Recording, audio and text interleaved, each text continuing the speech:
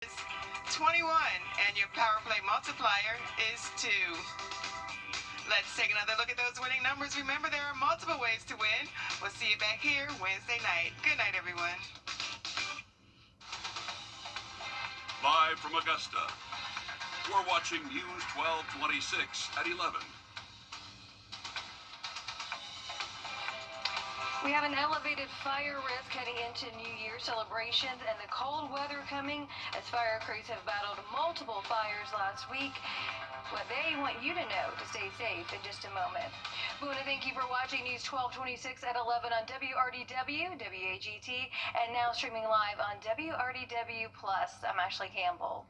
Before we get to the fire advice that you need to know, we're on your side with a first alert forecast. Emily, what are we expecting going into 2026? Well, we are expecting dry conditions for us, and we actually have a fire weather watch for a good portion of our area, really for our western counties. This just means low humidity, strong wind gust, and we are seeing those dry ground conditions as well. So any spark has that potential to spread quickly. So again, make sure you are using caution if you are doing any fireworks this week or even any outdoor burning. I'm not 100% sure if it is banned over the next couple of days, but again, we are seeing that fire danger watch for us. Looking at those wind gusts for the next couple of hours, peaking around 15 to 20 miles per hour. But once we get into the start of the day tomorrow, not looking too bad, but we do have a very chilly start to our Tuesday. We'll talk more about that, and we'll have a look at any rain chances we can expect coming up. All right, thanks, Emily. And speaking of chilly, with the cold temperatures here, the city of Augusta has activated its warming shelters. You need a shelter clearance to enter an overnight shelter anytime after 5 in the evening, like right now. So if you need help getting clearance, you need to call the Richmond County Sheriff's Office at dispatch line. That number is 706-821-1080, and a deputy will come to you. And if you're needing shelter clearance before 5 p.m., you have to visit the Richmond County Sheriff's Office Records Bureau in person. That's in the lobby of the Sheriff's Office at 400 Walton Way in Augusta. Augusta Transit will provide transportation to some of those places, like Augusta Rescue Mission, Garden City Rescue Mission, and the Salvation Army Center of Hope between 3 and 8. Pickup locations are at the Broad Street Transfer Facility and May Park Community Center.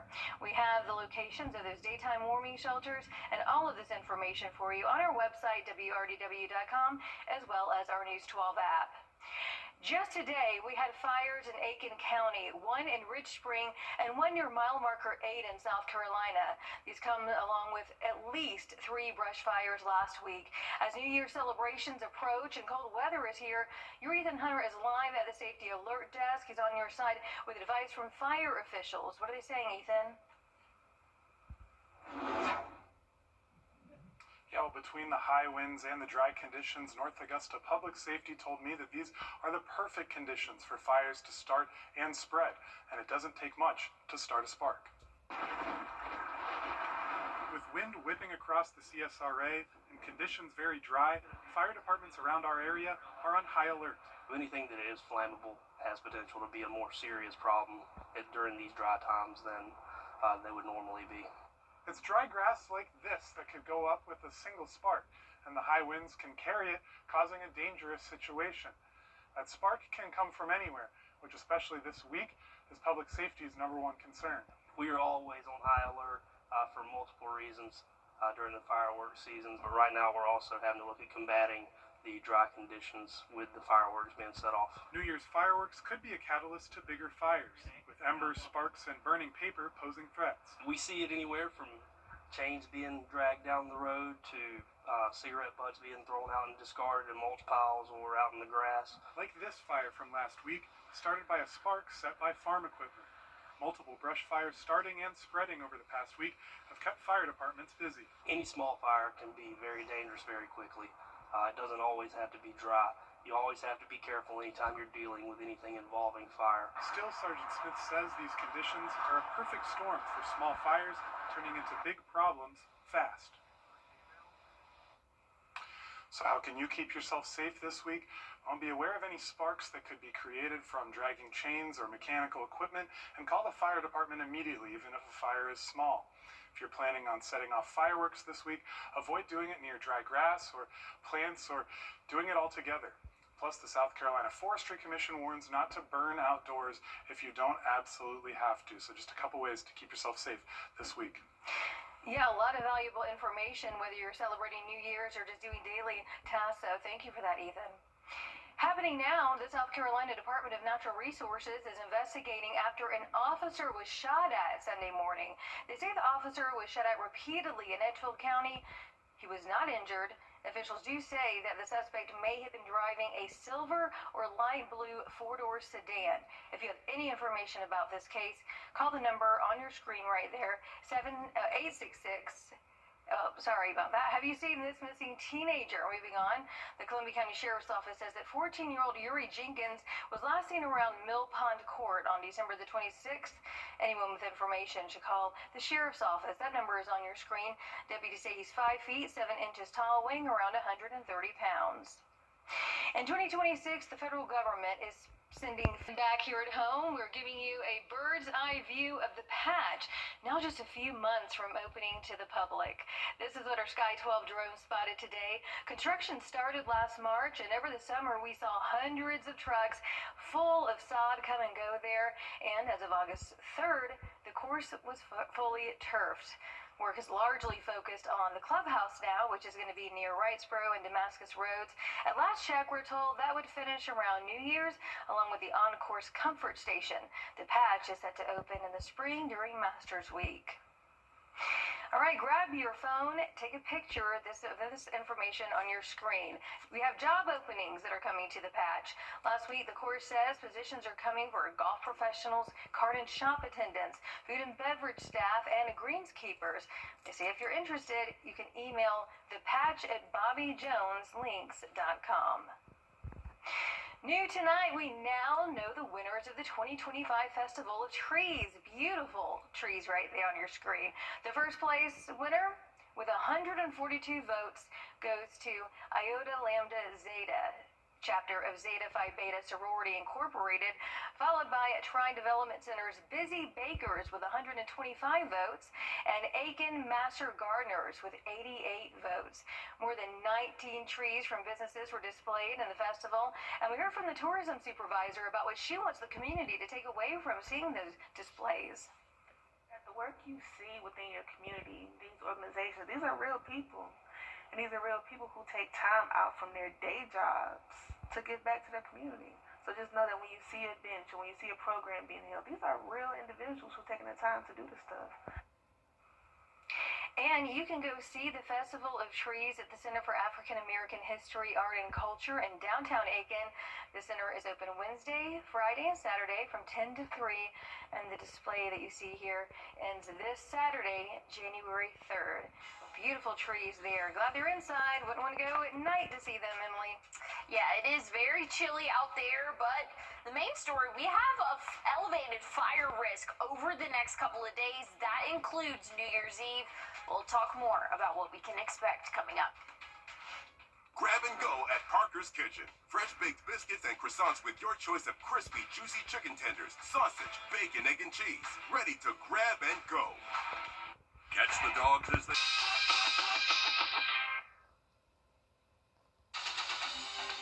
Now, your first alert weather with meteorologist Emily Acton. Overnight tonight, temperatures are dropping. We can expect to see our out-the-door temperature tomorrow morning in the upper 20s. We're going to feel like the low 20s and possibly even teens in some spots as we have some breezy conditions for us. Thankfully, though, dry conditions overnight tonight and throughout the day tomorrow. So bundle up, but you can skip the rain gear for your Tuesday. We will see those wind gusts start to calm down significantly, but still a little bit breezy. Wind gusts anywhere from 10 to 15 throughout the morning tomorrow. So we are expecting breezy, dry, and overall an elevated fire risk. That's just going to be the best way for us to describe it there. Low humidity, so dry air, dry fuel on the ground as well. And then we're going to see those breezy conditions. This is going into New Year's Eve, so any fireworks, use extreme caution. Do not do any outdoor burning right now. Again, we do have that elevated fire risk for the next couple of days. Stepping out the door tomorrow morning, you're going to want to have on that thick winter coat. Again, we're going to feel like the low 20s by the afternoon, feeling like the upper 40s, so a little bit more bearable as we go throughout the afternoon. We'll do it again for our Wednesday, low 20s, but we'll see those middle 50s for your afternoon. Once we get into the evening, temperatures will start to drop. So over the next couple of mornings, 28 tomorrow, 25 Wednesday. We'll see the 30s for your Thursday and Friday, and we'll have some rain moving in. So that'll keep our Saturday morning low actually a little bit on the warmer side. But all eyes are on New Year's Eve.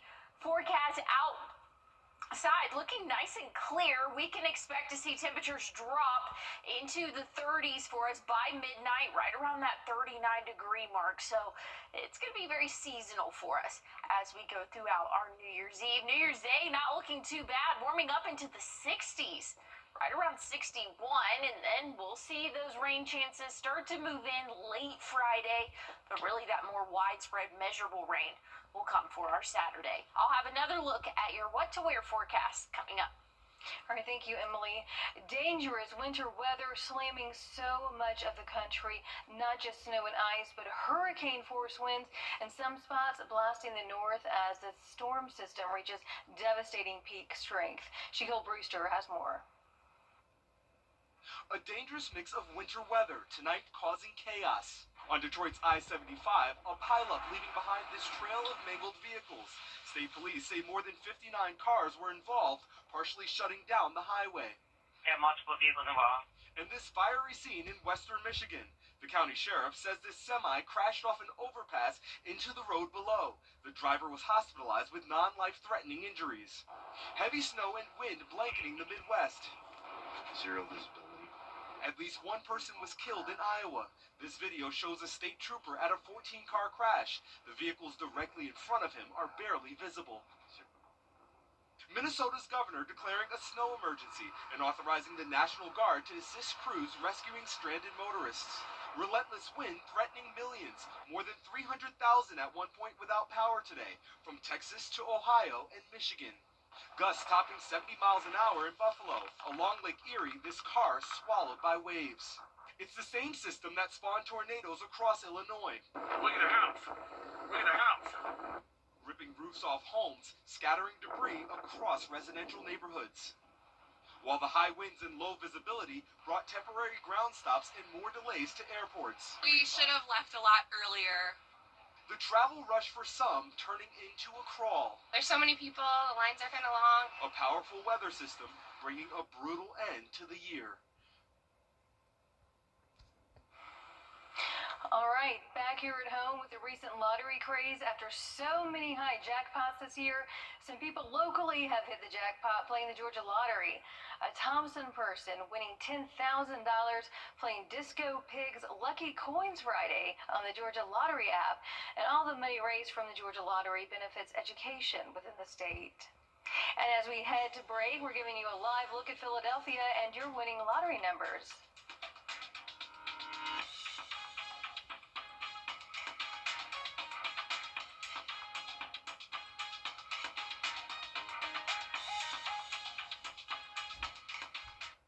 Closed captioning is brought to you by Hug and Spiel.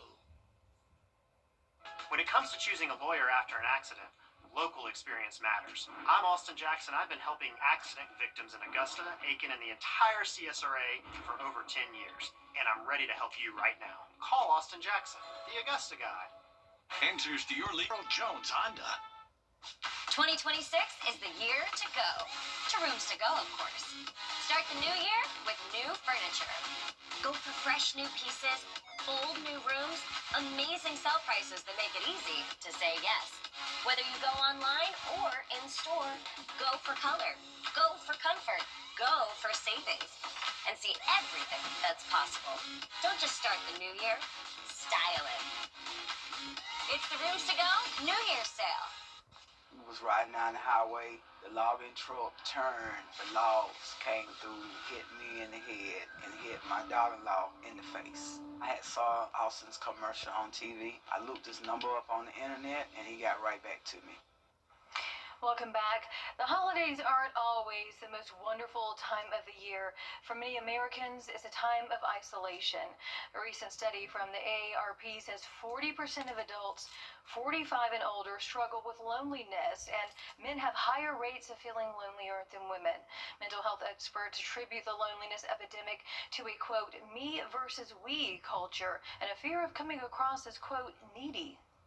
We're afraid to be vulnerable. We're afraid to ask for help. We think of it as a sign of weakness. Hyper-reliance, self-reliance, individualism at the expense of community is at the crux of it.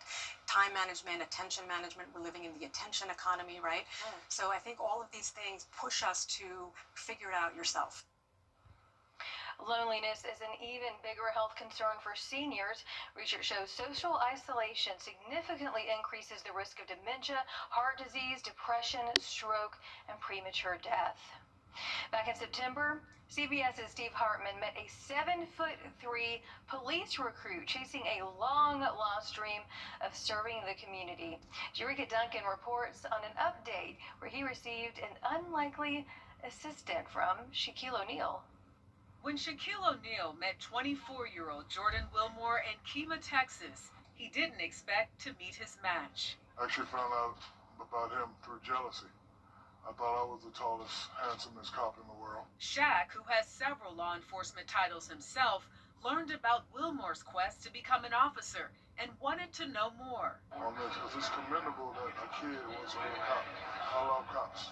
Back in September, Steve Hartman shared the story of how Wilmore was encouraged to pursue basketball his whole life because of his height.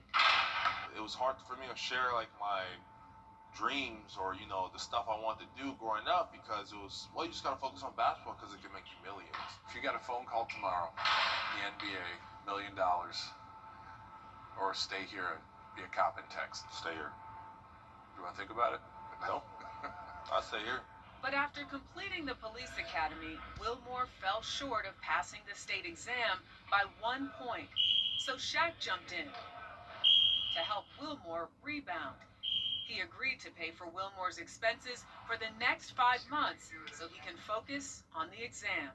I let him know that he had my full support, so I'm going to be on you, brother. Make sure you get it done. All right, thank you. Jerika Duncan, CBS News, New York. Time's running out. First Alert Radar, powered by Jim Hudson Automotive Group.